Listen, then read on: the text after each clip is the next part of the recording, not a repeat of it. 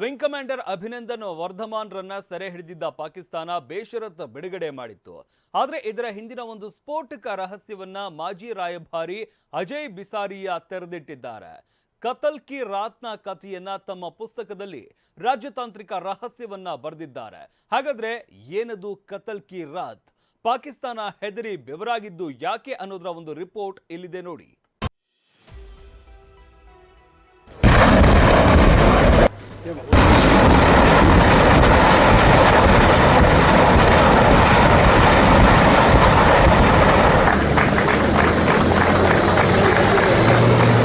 પરિસ્થિતિ ગંભીર થઈ જાત આ સારું થયું કે પાકિસ્તાને પાયલોટને પાછો મોકલવાની જાહેરાત કરી દીધી, નહીં તો એ રાત કતલની રાત હતી.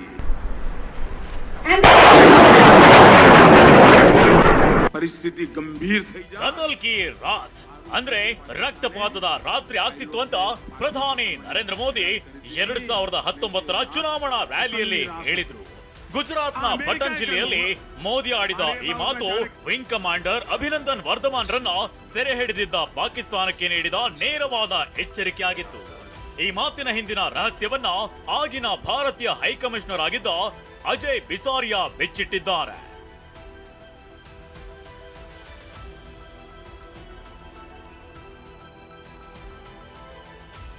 ಪಾಕಿಸ್ತಾನದತ್ತ ಟಾರ್ಗೆಟ್ ಲಾಕ್ ಮಾಡಿದ್ದ ಭಾರತದ 9 ಮಿಸೈಲ್. ಹೆದರಿ ಮಧ್ಯರಾತ್ರಿ ರಾಯಭಾರ ಕಚೇರಿಗೆ ಮೊರೆ ಇಟ್ಟಿದ್ದ ಇಮ್ರಾನ್.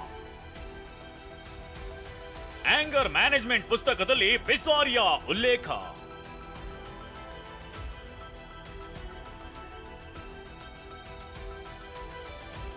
ಎಸ್, ಪುಲ್ವಾಮಾ ದಾಳಿ ನಂತರ ಪಾಕಿಸ್ತಾನದ ವಿರುದ್ಧ ಕುದಿಯುತ್ತಿದ್ದ ಭಾರತ ಪ್ರತೀಕಾರ ಬಯಸಿತ್ತು. ಉಗ್ರರ ವಿರುದ್ಧ ಕ್ರಮಕ್ಕೆ ಆಗ್ರಹಿಸುತ್ತಿತ್ತು. ಇದೇ ಹೊತ್ತಿನಲ್ಲಿ 2019ರ ಫೆಬ್ರವರಿ 27ರಂದು ಪಾಕ್ ಆಕ್ರಮಿತ ಕಾಶ್ಮೀರದಲ್ಲಿ ಬಾಲಾಕೋಟ್ ಉಗ್ರ ನೆಲೆಗಳ ಮೇಲೆ ಭಾರತ ಏರ್ ಸ್ಟ್ರೈಕ್ ಮಾಡಿತ್ತು.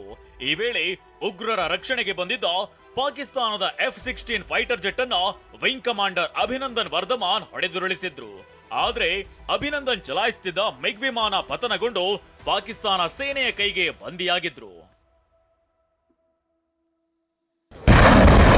ಅಭಿನಂದನ್ ವರ್ಧಮಾನ್ ಬಂಧಿಸುತ್ತಿದ್ದಂತೆ ಭಾರತೀಯ ಸೇನೆ ಪಾಕಿಸ್ತಾನದತ್ತ 9 ಮಿಸೈಲ್ಗಳನ್ನ ಗುರಿಯಾಗಿಸಿ ಟಾರ್ಗೆಟ್ ಲಾಕ್ ಮಾಡಿತ್ತು. ಇದು ಆಗಿನ ಪಾಕಿಸ್ತಾನ ಪ್ರಧಾನಿ ಇಮ್ರಾನ್ ಖಾನ್ಗೆ ಗೊತ್ತಾಗಿ ಮಧ್ಯರಾತ್ರಿ ಪ್ರಧಾನಿ ಮೋದಿ ಜೊತೆಗೆ ಮಾತನಾಡಬೇಕು ಅಂತ ಕೇಳಿಕೊಂಡಿದ್ರು ಅಂತ ಅಜಯ್ ಬಿಸಾರಿಯಾ ತಮ್ಮ ಪುಸ್ತಕದಲ್ಲಿ ಉಲ್ಲೇಖಿಸಿದ್ದಾರೆ.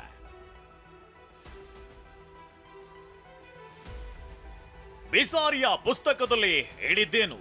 2019ರ ಫೆಬ್ರವರಿ 27ರಂದು ಮಧ್ಯರಾತ್ರಿ ನನಗೆ ಇಸ್ಲಾಮಾಬಾದ್ನಲ್ಲಿದ್ದ ಆಗಿನ ಪಾಕಿಸ್ತಾನ ರಾಯಭಾರಿ ಸೊಹೈಲ್ ಮಹಮ್ಮದ್ ರಿಂದ ಕರೆ ಬಂದಿತ್ತು.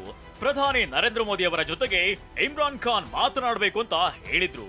ಆದ್ರೆ ದೆಹಲಿಗೆ ಕರೆ ಮಾಡಿದಾಗ ಪ್ರಧಾನಿ ಲಭ್ಯತೆ ಇಲ್ಲವೆಂದು ತಿಳಿಯಿತು.